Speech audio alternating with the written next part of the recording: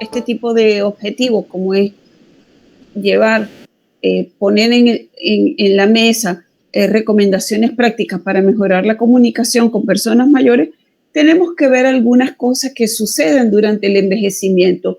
Yo he escogido de manera bastante arbitraria 3 porque mi vida se ha también dirigido hacia lo que son las pérdidas auditivas, el deterioro cognitivo y más recientemente las enfermedades neurodegenerativas. Y son 3 aspectos que son muy importantes que los toquemos cuando hablamos de comunicación en un adulto mayor.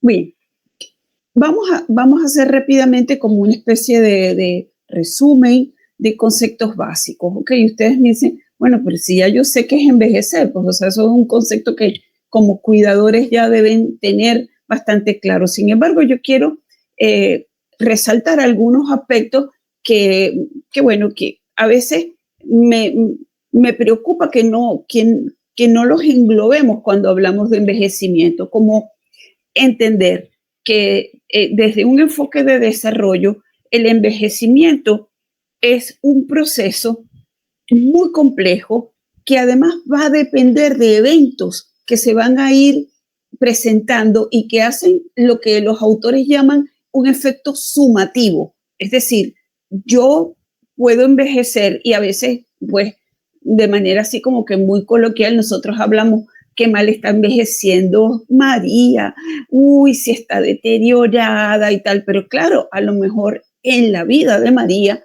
se han presentado una serie de eventos que han permitido que ese proceso no lo podamos valorar como muy positivo. Ahora fíjense, el propio proceso de envejecimiento tiene una serie de connotaciones que no son muy positivas, ¿no? Yo recuerdo que cuando yo estaba recién llegada de haber hecho mi postdoc, que yo me enfoqué básicamente en envejecimiento y en deterioro cognitivo, yo hice un proyecto, la universidad donde yo trabajaba en Caracas, el Pedagógico de Caracas me apoyó y yo tenía que hacer unas entrevistas y decidimos que, dado que la universidad era un universo tan variado, había tantas edades que para qué iba a salir a la calle. Ahí yo tenía la calle dentro de la universidad. Y bueno, y yo me quedé sorprendida porque el 97% de las personas que se entrevistaron tenían un concepto y una aproximación al proceso de envejecimiento sumamente negativo. O sea, cosas así como a la pregunta, ¿qué es envejecer? Lo peor que me puede pasar, prefiero morirme joven. Yo recuerdo que yo llegaba todos los días a la oficina arrastrando los pies, porque yo decía, Dios mío santo, pero que me equivoqué de tema, decía yo, ¿no? Pero bueno, luego empecé a indagar y en el camino, felizmente, otros profesionales pues me han enseñado muchas cosas y yo creo que he puesto también un poquitico de mi parte y bueno, y María Elcira, por ejemplo, para mí ha sido un ingrediente muy importante dentro de lo que es este trabajo que yo hago, porque me ha enseñado que el envejecimiento tiene otras connotaciones y es un poquitico lo que vamos a tratar de ver acá. Por ejemplo, ya sabemos, ¿verdad?, que hay una serie de cambios en la estructura, de cambios también en las funciones y hay también un concepto que a mí me llama mucho la atención y es que cuando comenzamos a ser adultos mayores. Bueno, yo conozco gente de 26 que ya es adulta mayor, ¿ok? Porque tienen un pensamiento y una filosofía de vida y eso que, vaya por Dios, ¿ok? Son adultos mayores, ¿ok? Y conozco gente que tiene 80 años y creo que tienen un espíritu y una manera de ver la vida, pues que lo sitúa en un proceso bastante, pero que bastante, yo diría que positivo, pues, ¿no? Con su futuro, aunque sea incierto y muy corto, ¿no? Pues, pero tenemos además una edad, ¿verdad?, que nos marca, por ejemplo, en Venezuela, en Brasil, en algunos países de Latinoamérica son los 60 años, ¿ok? Evidentemente que esto es un proceso que a mí siempre me gusta tocarlo porque si ustedes hacen una revisión rápida de la historia, se van a dar cuenta que el decir que es de 60, de 65 o como ahora estamos pensando aquí en España, que va a ser a los 70, o sea, se supone que ahora para el año 28, la edad de jubilación, que es lo que marca pues ese inicio de la adultez mayor, pues van a ser los 68, ¿no? Entonces, imagínense, entonces es un concepto que si lo llevamos a ese aspecto, pareciera que es así como muy arbitrario y efectivamente si revisamos la historia, vemos que es un concepto absolutamente arbitrario. El Kaiser Guillermo decidió que a los 60 años nadie estaba vivo en Alemania y perfecto, pongan los 60. ¿Por qué? Nadie le vamos a pagar pensión, ¿ok? Entonces, claro, pero ahora estamos vivos a los 60, a los 65, a los 70, a los 80. Entonces, creo que es por eso que les digo que este es un concepto un poco que hay que tenerlo con cuidado. Entonces, también hay que tener en cuenta que cuando envejecemos hay una serie de factores que juegan un papel muy importante en cómo envejecemos. Por ejemplo, las cosas que nos pasan en la vida, cambios de rutina, la pérdida de la pareja, las mudanzas, nuestra propia calidad de interacción, ¿okay? Un adulto aislado, un adulto que no ha socializado mucho en el transcurso de su vida adulta, pues por supuesto que va a llegar en unas condiciones distintas, ¿verdad? A ese. El nivel educativo en el que todos los estudios le dan un enorme peso y es muy interesante también entender que no se trata de acumular títulos, sino de tener esa capacidad de seguir aprendiendo, leyendo, tomando cursos, interactuando, que eso pesa más que la acumulación de títulos. Que muchas veces me han dicho, no, pero es que imagínense, yo soy psicólogo, logopeda, no sé qué, y además no, eso, no es eso, no es la acumulación de títulos, es más ese nivel que te permite a ti seguir aprendiendo y aprendiendo y aprendiendo a lo largo de tu vida. Pero también hay situaciones a nivel biológico que tenemos que tener en cuenta y hoy me voy a enfocar en dos, básicamente, ¿no? Los cambios que se dan a nivel de funciones ejecutivas que tiene que ver con cognición y la presbiacusia, que son los cambios en la capacidad de oír que están ligados al envejecimiento y que a mí particularmente me preocupa mucho porque ya van a ver más adelante, la pérdida auditiva en un adulto mayor tiene un peso muy grande en el desarrollo de precisamente el deterioro cognitivo, ¿no? Entonces, es un cóctel que no es muy bueno. Y evidentemente que esa calidad del envejecimiento se va a ver también de alguna manera marcada por el acceso que yo tenga a los servicios. ¿Okay? Un adulto, por ejemplo, con diabetes tratada, va a llegar al envejecimiento pues en unas condiciones mejores que aquel que no ha sido tratado. Un adulto con sobrepeso, un adulto con insuficiencia cardíaca, etcétera, etcétera, que ha tenido buena atención, pues va a tener una evolución también de este proceso distinto al que no. Entonces hay cosas que de alguna manera yo trato de resumir en esa infografía en donde tenemos que darle entonces peso a varios aspectos que tienen que ver, por ejemplo, con variables psicofísicas, de las que hemos hablado así rápidamente, pero también el hecho de que yo envejezca con una discapacidad, por ejemplo, ¿okay? Imaginémonos una persona con parálisis cerebral que envejece, va a envejecer en una situación distinta. Yo no digo que peor o mejor, sino simplemente diferente. ¿Por qué? Porque lo peor o lo mejor lo hace las circunstancias, el acceso a los servicios, el manejo que se haga de su salud y de su ocio, de su calidad de vida, en fin, una cantidad de cosas, ¿ok? No es solamente el problema de la discapacidad. Pero además tenemos que darle peso al estilo de vida, como ya les dije, a la educación recibida, a la ocupación, el hecho de que, por ejemplo, yo haya podido desarrollar pues mi ocupación y tal, y tenga de alguna manera eso que se llama calidad de vida, que es un concepto muy ligado a variables individuales. Mi calidad de vida, mi concepto de calidad de vida para mí, por ejemplo, Beba Valles tiene más que ver, por ejemplo, con la calidad de mis interacciones, la salud de mis hijos, qué sé yo, ¿ok?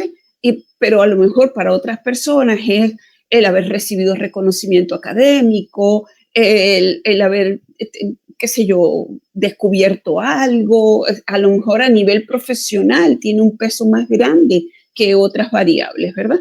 También hay diferencias evidentemente en género y eso también es muy interesante, pero que muy interesante. La viudez, las mujeres la llevamos muy bien, los hombres lo llevan muy mal. Por ejemplo, aquí en Europa, no puedo decir de Latinoamérica porque casi todos mis trabajos han sido acá, ¿verdad? Pero y que nos parecerá un poco paradójico, pero sí, los hombres que enviudan se mueren más pronto que aquellos que tienen mujer, y ya sabemos por qué, ¿ok? Porque dentro de todo el proceso de vida, la variable de género es importante. Las mujeres cuidamos más, cuidamos mejor, pero no porque sea algo biológico, sino porque es una situación impuesta básicamente por una representación social de que las mujeres somos las que cuidamos, ¿ok?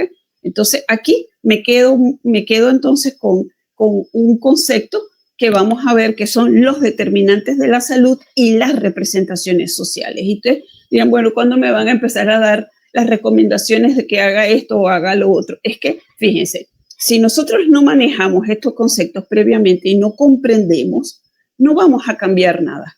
O sea, yo creo que una de las situaciones para mí más importantes dentro del proceso de envejecimiento es lo que los investigadores sociales me han enseñado. ¿Por qué? A veces teniendo tantos recursos, vemos las cosas que vemos aquí, por ejemplo, que es un país con una seguridad social fuerte, con recursos inimaginables a veces, con pioneros en un programa de trasplante, en fin. Y sin embargo, abrimos la prensa y conseguimos que una mujer de 90 años murió por inanición porque su cuidador, que era su hijo de 70, murió de un infarto. El hombre murió y nadie se dio cuenta que esa mujer estaba encamada, sola, y murió de inanición. Entonces, ahí viene entonces la situación social en la que vivimos y cómo llevamos nuestra vida a veces, que el hecho de que vivamos en un país más o menos no necesariamente nos libra de estas situaciones. Entonces tenemos los determinantes sociales, que son esas condiciones, ¿verdad?, que hacen que de alguna manera la vida se desarrolle de determinada manera. Y fíjense que esas condiciones son políticas, decisiones que tomamos, económicas, los niveles que podamos tener de ingreso per cápita, el Producto Interno Bruto, en fin, todas esas variables macroeconómicas que nos envuelven, ¿verdad? Pero también el hecho de que cómo se puede determinar entonces nuestro nivel de estudio, de empleo, el ingreso, la vivienda e incluso nuestras relaciones sociales. Entonces, esos determinantes van a estar interactuando con un concepto que son las representaciones sociales. Las representaciones sociales son unos modelos mentales que todos tenemos, todos tenemos, ¿verdad?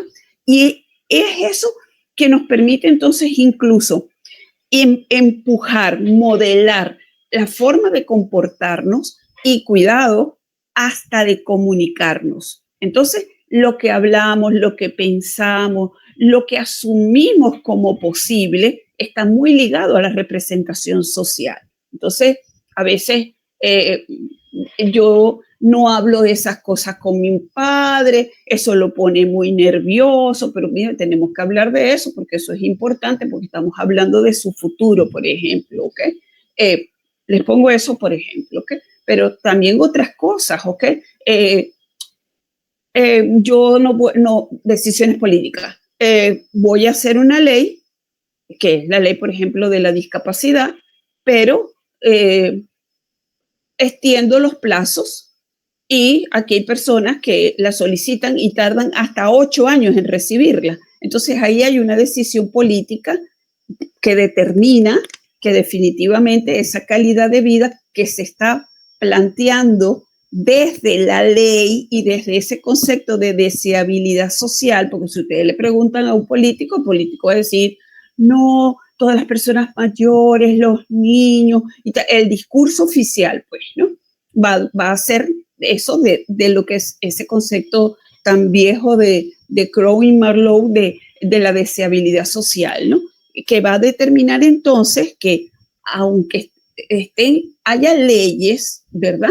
Yo de alguna manera apoyo eso, pero no necesariamente se legitimiza la ley y se hace posible que se den los cambios y se aporten los recursos que se están dando desde las leyes. ¿Pero por qué, verdad? Porque hay una fuerza que de alguna manera nos mantiene a las personas como que entre dos fuerzas, ¿no? Una que da a la derecha y otra que da a la izquierda simultáneamente. Y eso es lo que yo llamo el modelo estático. Tenemos leyes, un discurso oficial, pero esas representaciones sociales dicen, pero si se va a morir pronto. Yo lo he escuchado muchísimas veces, ¿eh? O sea, no vayan a creer que esto me lo estoy inventando yo y que Dios mío, qué corazón oscuro tiene esa mujer, ¿no? Eso yo lo escucho todos los días. Pero, por ejemplo, el otro día se está preparando una boda en la familia y entonces mi prima decía, me tengo que ir a comprar ropa. Mi prima tiene un año más que yo y el hijo le dice, ay, ¿y te vas a comprar algo nuevo? Y bueno, ya yo sabía por dónde iba el discurso, ¿no? Casi que ¡pah! Le di, ¿no? Porque le digo, a ver, ¿por qué no se va a comprar tu madre un vestido nuevo si le da la gana? ¿Ok? O sea, ella hace, ¿okay? Hace. Entonces, eso de cómo voy a gastar dinero, incluso la misma generación que me antecede a mí, sin mis padres, eran personas que no invertían en ellos en determinado momento de la vida, porque ya consideraban que no lo merecían, que no valía la pena gastar en ellos. ¿Okay? Entonces eso a mí particularmente es que me pone mal, porque ya yo tengo 67 años, digo, bueno, si a mí me provoca seguirme comprando ropa, si yo, oye, si me tengo que cortar el pelo, si está de moda tal cosa, me compro eso, o sea, en fin, qué sé yo. Bueno, esas representaciones sociales también entra dentro de todo lo que tiene que ver con comunicación, atención al adulto, provisión de cuidados, etcétera, etcétera. Parece mentira, pero es una cosa que marca mucho y por eso es que hay que decirlo. Bien, vamos al otro concepto, la comunicación. ¿Okay? Comunicación para mí es sinónimo de interacción. Entonces, y puede ser una comunicación que se materializa a través del uso del lenguaje oral o del lenguaje escrito, pero también hay toda una comunicación, vamos a decir así, gestual, pues, ¿no? Pero que también se transmite por la postura, por el volumen y el tono de la voz, en fin, por todas esas cosas, ¿ok? Pero, ¿qué debo entender yo como comunicación realmente? Primero, que es un derecho humano, porque es el derecho que me hace a mí, que me permite a mí poder aprender. O sea, el desarrollo del lenguaje es fundamental para el aprendizaje. La comunicación es brutalmente importante para poder dirigir mi vida, dirigir mi futuro y además porque lo tengo que entender como la posibilidad para ejercer mis otros derechos humanos, como es, por ejemplo, la expresión, la toma de decisiones informadas, la participación y una cosa que a mí me preocupa mucho, nosotros tenemos un volumen tremendo de leyes que nos obligan, por lo menos en el ámbito sanitario, que es donde yo trabajo, a tomar decisiones bajo consentimiento informado. Pero si yo no he sido bueno comunicándome con los adultos mayores, ¿cómo espero que un adulto mayor llegue a una consulta y sea capaz de decidir si quiere una operación, si la quiere de esa forma, si además, porque el facultativo, el profesional, tampoco cree que él es el que tiene que tomar esa decisión. La decisión la tiene que tomar un hijo, un representante legal y bueno, algo que yo particularmente me niego, porque el adulto mayor puede tomar las decisiones. El problema está en que a veces no nos sabemos comunicar con el adulto mayor. Primero porque creemos que no lo puede hacer bien. Y segundo, porque consideramos que no tiene la capacidad para la toma de decisiones. Y eso es una cosa bien importante. Yo siempre le digo a mis alumnos, a mí me toca dar un curso de bioética, ¿no? Entonces, siempre le digo a mis alumnos, traten como quieren ser ustedes tratados. Ay, es que yo no voy a llegar a esa edad, profesora, ¿qué va con la vida que llevamos nosotros? Le digo, sí, claro, claro que no, por supuesto que vas a llegar a los 90, ¿ok? Y posiblemente vas a llegar a los 100. Y tienes que entender que tú tienes que vivir mejor que como vivieron tus abuelos o mejor que como viví yo, ¿no? O sea, entonces es algo que a veces no lo comprendemos suficientemente porque viene a ser lo de las representaciones sociales, ¿ok? Por eso es que les digo que estos conceptos a veces son un poquitito difícil de manejar porque creemos que todos son las políticas, las decisiones que tomamos, los profesionales que nos atienden, pero no, los profesionales también tenemos representaciones sociales, ¿eh? Y también estamos determinados por los determinantes sociales, económicos, etcétera, que moldean la salud, ¿eh? Bien, entonces, la comunicación entonces depende del cerebro, evidentemente, tenemos una carga muy grande de cognición y es por eso que, por ejemplo, cuando nosotros vemos qué pasa en el envejecimiento típico, vamos a hablar un ratito de lo que pasa normalmente, ¿ok? Todas las personas que vamos envejeciendo en un momento dado, empezamos, a ver, como decía mi hermano, empezamos a pistonear, ¿ok? Yo no sé si los coches todavía pistonean, porque creo que más nunca volví a escuchar un coche pistonear, pero mi hermano decía que empezábamos a pistonear, ¿verdad? Tenemos problemas para acordarnos rápido de un nombre, de la palabra necesaria. Nos confundimos a veces con algunas expresiones, especialmente si son instrucciones muy largas. Se nos olvida a veces formar un concepto, explicar algo, parafrasear, es decir, repetir lo que nos han dicho, organizar la narración y una cosa de la que ya les dije, la presbiacusia, ¿verdad? Bueno, ¿por qué? Porque nuestro cerebro, como digo yo, se enlentece. O sea, todos vamos a empezar a tener ciertas funciones que son muy complejas, que tienen un gasto neurológico importante, y el lenguaje es una de ellas, la memoria es una de ellas, la percepción sensorial es una de ellas. Vamos a empezar a tener los pistoneos que decía mi hermano, ¿verdad?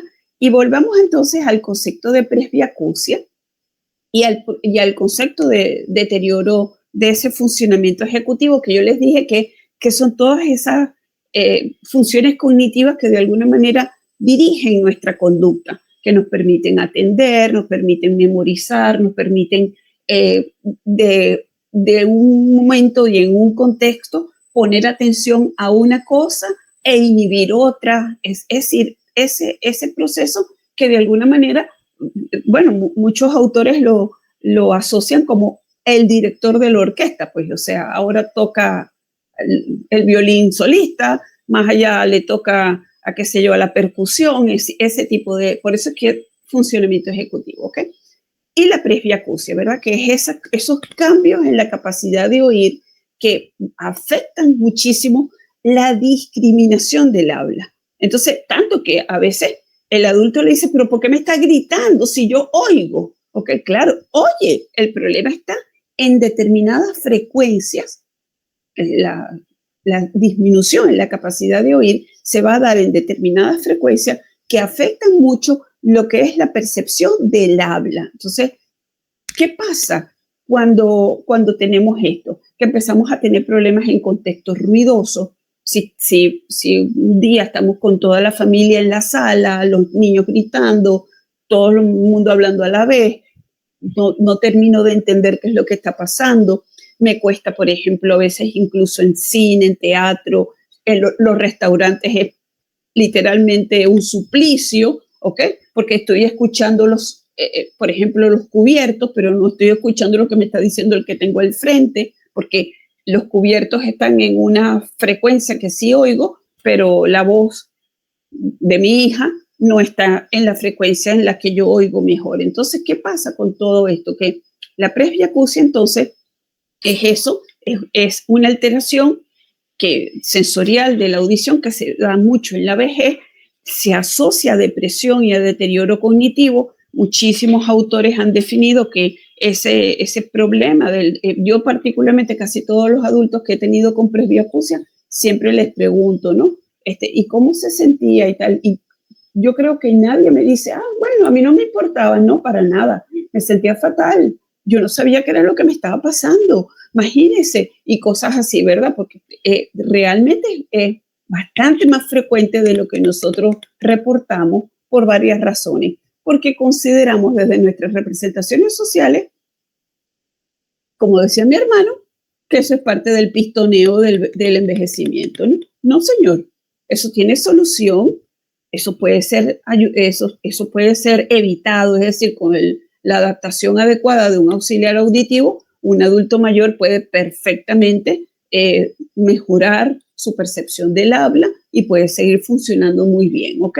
Y lo que pasa es que se requiere evidentemente una inversión de tiempo, de búsqueda del servicio adecuado y evidentemente de una compra de un aparato que además hay que enseñar a utilizarlo, porque no es solamente ponerlo, es que yo tengo que aprender a utilizar el aparato, ¿ok? Entonces, aquí, por ejemplo, hay un servicio muy bueno en algunas comunidades, no en todas, y que hemos visto que bueno que los adultos siguen conduciendo, los adultos siguen haciendo una vida bastante buena, e incluso siguen trabajando por más tiempo, porque evidentemente que funcionan normalmente con su aparato. Bien. Pero ¿qué pasa con el deterioro cognitivo? Especialmente con el deterioro cognitivo leve, que también parece que es bastante frecuente en la población adulto mayor. Les digo parece porque fíjense que los autores no se ponen muy de acuerdo con las estadísticas. Hay gente que habla de que prácticamente un 24% de las personas que, como yo, tenemos más de 65 años, tenemos ya un riesgo bastante elevado. Algunas personas lo sitúan en un 14%, por ejemplo, de que vamos a tener un deterioro cognitivo leve. Ahora, llamémoslo como lo llamemos, el deterioro se va a presentar básicamente por una queja de memoria, pero es una cosa muy interesante porque generalmente el deterioro cognitivo es heteropercibido, es decir, las personas que viven conmigo son las que se dan cuenta que yo estoy haciendo un deterioro cognitivo. Difícilmente yo misma me doy cuenta de que estoy haciendo un deterioro cognitivo. No es imposible, pero lo más frecuente es que otra persona te diga, mira, creo que se te están olvidando las cosas, mira, pero yo eso te lo he dicho como 20 veces en el día de hoy, ¿ok? Pero bueno, o sea, ese tipo de situaciones, lo que sobre todo se da mucho, básicamente intergeneracional o dentro de la misma generación, cuando una parte de la pareja está mejor, que es capaz de como que de percibir y de situarse cognitivamente mejor, ¿no?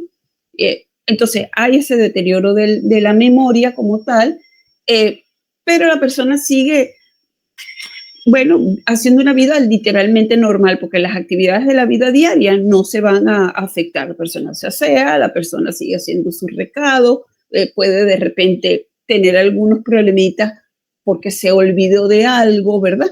Pero ¿qué pasa? Que funcionan muchos recursos. El deterioro cognitivo yo creo que es algo a lo que le tenemos que dar buena publicidad, porque la persona funciona bien si se le dan los recursos, porque los puede aprovechar. Ese remanente cognitivo que tiene puede ser aprovechado. Bien, no me detengo acá porque... Pero, ¿qué pasa con los deterioros cognitivos y los trastornos en la comunicación? Que yo estoy viendo algunas cosas, por ejemplo, esas dificultades en el acceso al léxico, pausas más largas porque la persona no se acuerda de algo, la queja de memoria, es que se me olvida el nombre del vecino, pero ¿cuánto tiempo tiene que ese vecino está ahí? Bueno, se mudó el año pasado, bueno, ok. Se olvida del que tiene en el frente, no, pero si se te existe de que nos mudamos nosotros, entonces claro, fíjese las diferencias, ok. Lo nuevo es lo que más rápidamente se puede perder, ¿no? Entonces, esas situaciones, pues es fácil de evidenciarlas a veces en algunos casos. Pero, ¿qué es lo que estamos a veces que no lo notamos fácilmente? Las situaciones que están ligadas a fallos en la parte ejecutiva, en el rendimiento cognitivo, pues, o en la audición. Y a veces síndromes demenciales que están en una etapa inicial. Por eso es que esto no se puede dejar así. ¿Okay? Una de las cosas que es muy importante que entendamos es que el conocimiento, el desarrollo de las investigaciones de los últimos 25 años nos ha dado mucho material que nos dice hay mucho que hacer para mejorar la ejecución lingüística, comunicativa, cognitiva, social del adulto mayor, aunque esté afectado por este tipo de disfunciones. Y luego están las enfermedades neurodegenerativas, ¿ok? Enfermedades neurodegenerativas que pueden marcar la manera como estamos envejeciendo, que no es lo mismo envejecer sin un Parkinson que envejecer con un Parkinson.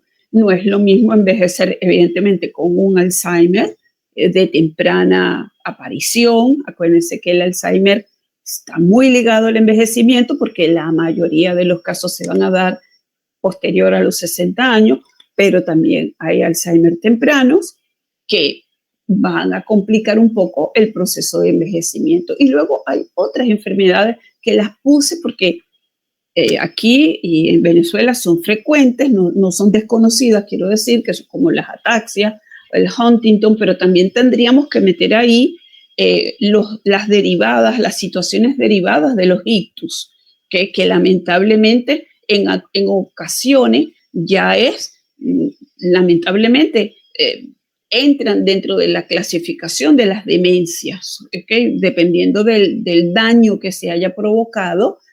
Saben que ahora lamentablemente tenemos algunas personas que en vez de no solamente tienen una afasia, sino que también tienen un deterioro cognitivo mayor, producto del daño provocado, ¿no? ¿Por qué? Porque tenemos posibilidades, tenemos tecnología para que la persona sobreviva, pero no siempre podemos, esa supervivencia no va ligada con un excelente nivel de funcionamiento, ¿no? Entonces tenemos que enfrentar esa situación de un adulto con mucho compromiso lingüístico y cognitivo. Bien, por ejemplo, imaginemos que estamos envejeciendo con un Parkinson, ¿no? A mí me gusta mucho esta imagen porque muestra, ¿no? Cómo desde lo que podemos ver son todas las alianzas, ¿no? Como dice Marta Suárez, el hecho de que nosotros pasamos a ser como profesionales también aliados en el bienestar de la persona con Parkinson o de cualquier otra condición, ¿ok? Entonces tenemos que entender que somos como la pieza de un rompecabezas. El total del rompecabezas es el bienestar, es la calidad de vida, es la optimización del funcionamiento, la ralentización del deterioro, etcétera, etcétera, todas esas cosas que queremos lograr, pero miren todo lo que necesitamos, ¿ok?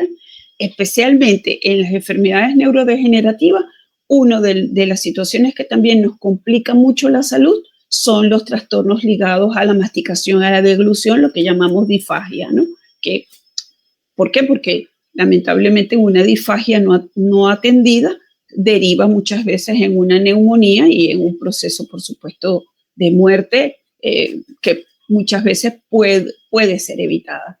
Pero volvamos entonces. El proceso de envejecimiento entonces está marcado por una cantidad de necesidades que tienen que ser atendidas, ¿no? Generalmente por un equipo interdisciplinario y con una familia que tiene que enfrentar esa situación de crear una red de cuidadores, ¿ah? para poder enfrentar con éxito eso. Y esa red de cuidadores no solamente para la persona que está envejeciendo con una neurodegenerativa, es para una persona que está envejeciendo sanamente, porque eso tiene que estar ahí, ¿verdad? O sea, nosotros vivimos, la generación anterior vivió el cuidado básicamente como un sacrificio. Es decir, yo, mujer, sobre todo si estaba soltera, divorciada, viuda, tenía que cuidar, tal. Eso ha cambiado mucho, pero tenemos que crear condiciones para que el cuidado sea bueno, sea de calidad y sea dado en función de esa red de alianzas que se tienen que crear entre la familia, los amigos, los profesionales, etcétera. Bien, ya habíamos hablado de lo de los trastornos de la alimentación. Esto requiere otra conferencia porque aquí tenemos muchísimas cosas que decir, que seguro que muchos de ustedes también lo habrán lo sabrán porque María Elcira sabe muchísimo de todo lo que tiene que ver con disfagia. Y le quería mostrar esto porque, bueno, es como que un grafiquito en lo que yo quiero resaltar que dentro de esta red de aliados, que somos profesionales, está el fonoaudiólogo, ¿no? O terapista del lenguaje, como también se le llama en Venezuela. ¿Qué hacemos nosotros realmente con los adultos mayores? Básicamente ofrecer calidad de vida. Yo siempre digo que uno de mis grandes trabajos es ofrecer calidad de vida. ¿Cómo? Buscando la manera en la que ese adulto pueda optimizar su funcionamiento para ralentizar los procesos de deterioro. A veces, muchas veces, trabajando directamente con el adulto, pero también trabajando con la familia y trabajando con sus cuidadores, ¿ok? Es decir, la parte de orientación es muy importante, pero que muy importante como parte de nuestro trabajo. Bien, y dentro de todo lo que hacemos, básicamente buscamos potenciar la comunicación y tenemos tareas muy claras, como puede ser la evaluación, que hacemos evaluación de la audición, evaluación del habla, de la voz, de la parte del lenguaje, pragmática y de la deglución. Quiero siempre insistir mucho en eso porque esto a veces se nos pasa, y lamentablemente no nos acordamos de que la persona puede estar teniendo escapes, vamos a decir así, de saliva porque no hay un buen cierre del epiglotis. ¿Y qué pasa? Que la persona entonces tose y no le prestamos atención a esa tos, por ejemplo, o tiene dolor, tiene molestia, empieza a rechazar determinados alimentos porque le duele tragar determinados alimentos porque no los está masticando bien, porque le cuesta masticar esos alimentos. Entonces, aquí con la alimentación, yo insisto mucho en eso, que no está ligado directamente a comunicación, pero es importante decirlo. Bien, entonces, ¿qué pasa? Que existen diversos tipos de intervención. Me voy a quedar, primero en esto que se me pasó, que es que cuando hacemos evaluaciones, es bien interesante tener en cuenta que nosotros podemos tener en cuenta, por ejemplo, adultos mayores que tengan factores de riesgo asociados, como puede ser una diabetes, como puede ser hipertensión, deben ser evaluados anualmente. Pero adultos mayores que tengan ya un factor de riesgo más fuerte, como puede ser, por ejemplo, una ligera falla de memoria, ese tipo de cosas, ahí deberíamos hacer evaluaciones un poco más cercanas, ¿ok? Semestrales, por ejemplo. Adulto mayor ya con un deterioro cognitivo y otros factores de riesgo asociados, bueno, hay que controlar esos factores de riesgo y en este caso habría que hacer entonces atención fonoaudiológica, porque ya hay un deterioro cognitivo, y seguir con esas evaluaciones. Tengo adultos mayores con deterioro cognitivo, con pérdida auditiva, ahí se me cambia el panorama, porque hay que hacer evaluación auditiva, adaptar auxiliares auditivos, ofrecer atención fonoaudiológica y, por supuesto, la evaluación anual. Y además tengo adultos mayores con deterioro cognitivo ligado a una enfermedad neurodegenerativa, ok, Alzheimer, Parkinson, Huntington, tengo entonces que atender a esa persona y recuerden que en todos estos casos generalmente la atención es un proceso para toda la vida. Siempre le digo eso a las familias, esto no es que él va a venir 2 días o ella va a venir un mes. Esto es un proceso que nos va a acompañar, ¿ok? A lo largo del tiempo, pues, o sea, que sea útil nuestra atención, que en numerosas ocasiones es bastante prolongado, ¿eh? Y cuando les digo prolongado, les digo 15 años, 20 años, ¿ok? De acompañamiento, en donde ahí se van a dar una serie de procesos de cambio. El paciente a lo mejor viene en determinados momentos del año, se le dan tareas para el hogar, en fin, hay distintas maneras, hay distintos enfoques. Aquí es lo que vengo ahora a decir. Hay distintas maneras de abordar los problemas de comunicación, ¿ok? Hay un abanico amplísimo de modelos de atención, desde modelos muy ligados a lo familiar, muy ligados a lo social, a lo sociosanitario, por ejemplo, el adulto que va a casas, a lo que aquí se llaman los centros de día, no sé cómo se llaman allá, que hacen distintas actividades, todas esas actividades están coordinadas para proporcionar oportunidades para intercambio, facilitarles, por ejemplo, memoria, actividad física, en fin, ¿no? Pero hay otros que están centrados en el hogar porque ese adulto está en su casa, a veces solo. Entonces aquí tenemos todo un sistema de lo que llamamos la atención domiciliar, ¿ok? Va el fono, va el fisio, ¿ok? En algunas comunidades funciona muy bien y eso permite que el adulto esté en la casa, no tenga que salir, ¿ok? Y bueno, a veces también la atención del adulto que está solo. Aquí tenemos mucho adulto que vive completamente solo, pero no por eso está descuidado, ojo, ¿ok? O sea, está solo, pero hay todo un sistema de soporte. Bien, ¿qué pasa cuando yo oriento a un adulto mayor? ¿Qué hacemos nosotros? Nosotros no solamente orientamos a la familia, tenemos que orientar directamente al adulto mayor. Y una de las cosas que recomendamos siempre es que tiene que mantenerse física y mentalmente activo. ¿Cómo? Bueno, vamos a ver qué le gusta hacer, qué alternativas tiene. Esa es una de las recomendaciones más importantes para que la persona se siga comunicando y esa comunicación sea efectiva. Aprender habilidades nuevas, ¿ok? Por ejemplo, usted no le gusta, usted no anota, acuérdese, mire, es importante que lleve un registro, porque cada vez que usted vaya al médico, si usted registra y tal, no sé qué, eso le facilita conversar con el médico.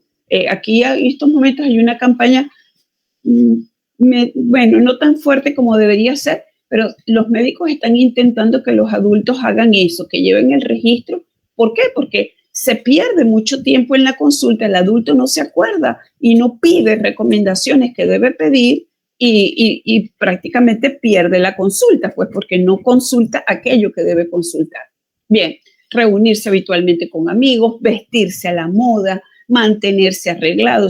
Yo particularmente soy en eso tangencial, ¿ok? Uñas arregladas, corte de cabello, tenemos que ponernos lindos, tal, asistir a programas de estimulación, como por ejemplo visitas de los museos. Aquí casi todos los museos tienen visitas guiadas, paseos, exposiciones, talleres, club. Si usted quiere ir a la iglesia, vaya a la iglesia, pero ese no es el único sitio donde uno debe ir como adulto mayor, ¿no? Actividad física, ¿okay? Senderismo, yoga, pilates, piscina, por ejemplo, ahora en el verano hay mucha actividad en las piscinas con los adultos mayores, ¿ok? Estar abierto a los cambios. Yo siempre les digo, no diga no, piense primero, ¿ok? Yo no le voy a proponer ni consumir drogas, ni nada. O sea, siempre le tengo que decir eso porque aquí viene la loca esa a decirme cualquier cosa, ¿no? Entonces, yo siempre le digo, no me diga no, piénselo primero, ¿ok? Participar activamente en la toma de decisiones. Siempre le digo a los adultos, y me lo repito yo misma, si yo misma no soy capaz de tomar mis decisiones, de hacerme responsable de mi propia salud, no puedo trasladar esa responsabilidad a otro, ¿no? El modelo está cambiando, ¿eh? Ya yo no puedo pensar que eso es responsabilidad de mi hija o de mis hijos. Bien, sugerencias para la familia. Consultar con el psicólogo y con el fonoaudiólogo. A veces la familia no puede, no tiene, entonces para eso estamos los profesionales. Seguir recomendaciones específicas para mantener la comunicación, buscar información actualizada, pertinente. A veces Google online o TikTok o lo que sea no nos da la información que realmente requerimos, ¿ok? A veces tenemos que hacer uso de un equipo porque el envejecimiento es una situación compleja que a veces requiere que un médico derive a otro profesional, ese otro profesional a otro. Educar a los jóvenes. Creo que ese es el gran reto, el gran compromiso que tenemos los educadores. Educar a los jóvenes en ese sentido, en esa pertinencia de que yo tengo que acompañar a mis adultos, ¿ok? Atención fonoaudiológica que cubra diferentes procesos y explorar las ofertas de servicios comunitarios. A veces tenemos algo que podemos aprovechar y nadie nos lo ha dicho. ¿Okay? El adulto entonces debe prestar atención a los cambios en la capacidad de oír, estar atento a sus posibles limitaciones, él mismo, autopercibir él mismo sus cambios, ¿okay? Y buscar atención especializada. Cuando orientamos a la familia, ¿verdad? Recomendamos, si usted vive con un adulto mayor, respete sus decisiones, trate de realizar acuerdos, no imponga cambios, no imponga decisiones.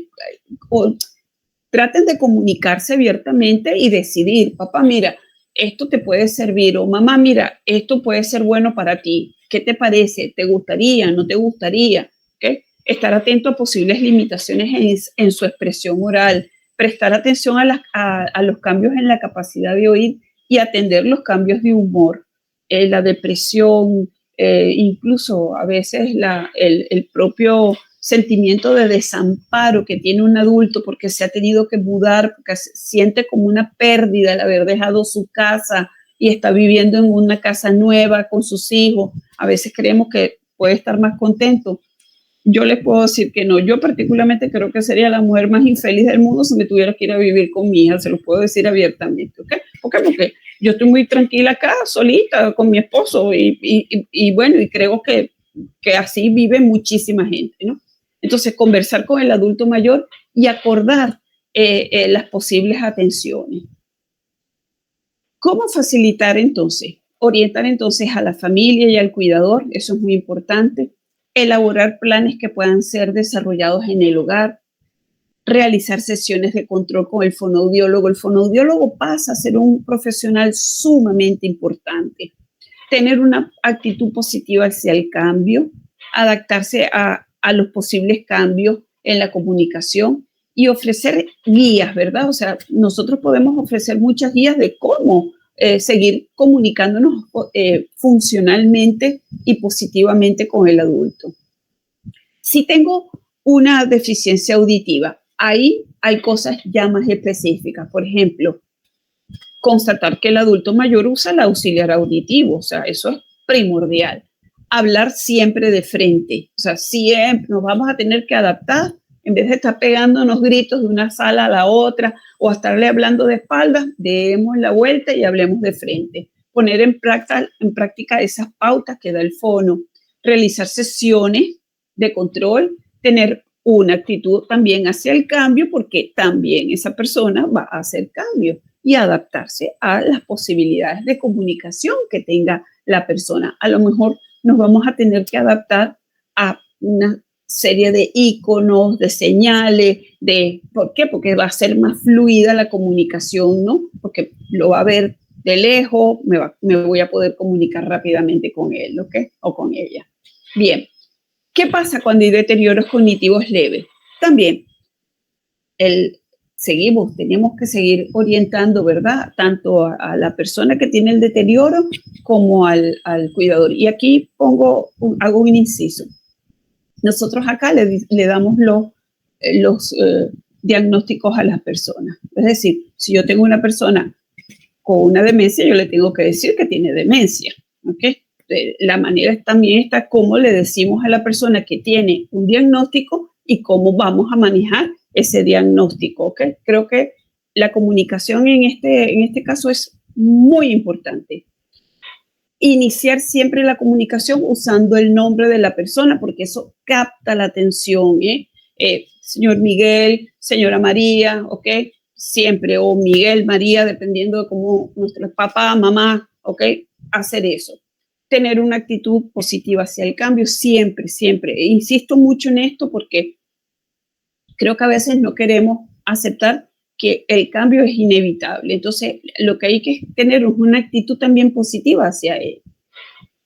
Ofrecer guías de qué se puede hacer con una persona, aunque tenga un deterioro cognitivo, podemos hacer múltiples actividades. Y insistir en trabajar con, a veces, el propio cuidador, con el fonoaudiólogo y con el psicólogo. ¿Okay? Fíjense que yo hago mucho énfasis en eso. Para mí, como fonoaudióloga, la relación con los psicólogos es primordial, así como con los fisios. ¿Okay? O sea, yo creo que la mitad de las cosas que yo hago con un paciente dependen de lo que hace el fisio y el psicólogo, ¿okay? Con ese mismo paciente, quiero decir. Bien, tengo una enfermedad neurodegenerativa, tengo otras necesidades, voy a tener que hacer una orientación distinta, tengo que hacer un plan también adaptado para esa persona de acuerdo a sus potencialidades y a sus necesidades, ¿ok? Tengo que estar pendiente de la disfagia y eso es parte de la comunicación. ¿Estás comiendo bien? ¿Qué tal? ¿Cómo te sientes? ¿Te dificulta tragar esto? O sea, preguntar, indagar, ¿ok? Estar pendiente también de esos cambios, ¿ok? Hacer vida familiar, esto es sumamente importante. Yo creo que la enfermedad neurodegenerativa no puede guiar nuestra vida. Nosotros tenemos que seguir teniendo control de la enfermedad para poder vivir plenamente a pesar de la enfermedad, ¿no? Entonces, esto es algo que yo insisto, bueno, por lo menos los psicólogos con los que yo trabajo insisten mucho en eso, ¿ok? Y atender el que esa persona y nosotros mismos como familia y como cuidadores necesitamos ayuda del fono y del psicólogo.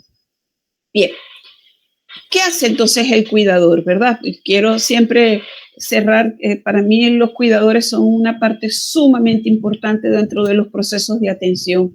¿Por qué? Porque nos acompañan en ese proceso de ralentización, de enlentecimiento del deterioro. Pero tenemos que abrirnos a que el cuidador esté con nosotros en las sesiones, que nos aporte y que nos ayude a todo lo que es el refuerzo de lo que se trabaja en las sesiones, seguirlo haciendo en casa, animarlo a que tome notas, animarlo a que se comunique y que esté pendiente de qué cambios pueden presentarse en la comunicación de la persona que está cuidando, ¿okay?